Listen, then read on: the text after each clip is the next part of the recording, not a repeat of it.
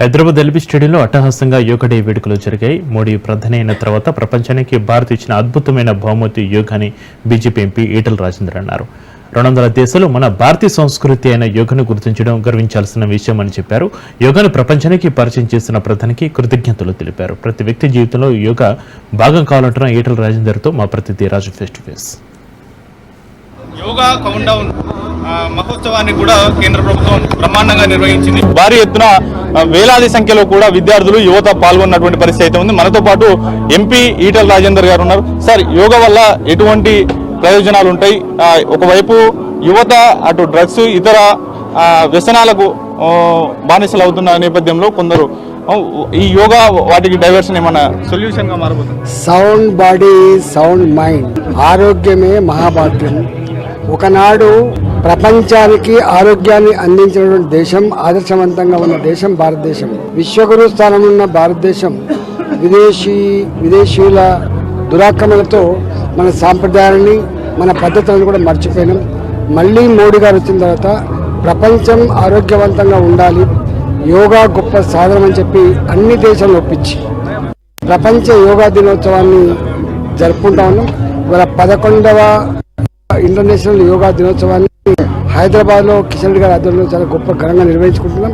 దీంట్లో పాల్గొన్న వాళ్ళందరూ కూడా శుభాకాంక్షలు.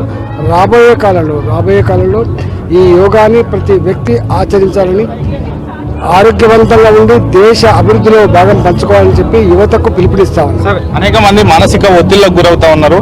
ఈ యోగా అందుకు సొల్యూషన్ చూపించబోతా ఉందా? భవిష్యత్తులో ఏ విధంగా?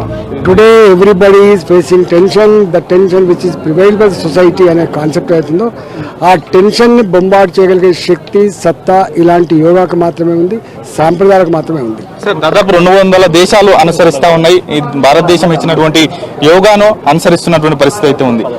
ఏ విధంగా మంచిని ఏ దేశం ఆచరించినా, సందేశం ఇచ్చినా దాన్ని అందిపుచ్చుకొని ఆచరించడమే ప్రపంచ దేశాల కర్తవ్యం. కాబట్టి ఇప్పుడిప్పుడే అర్థమవుతా ఉంది, 140 కోట్ల జనాభా, అనేక వైవిధ్యాలతో కూడిన ఈ దేశం ఇంత గొప్పగా జీవించడానికి కారణం ఏంటి?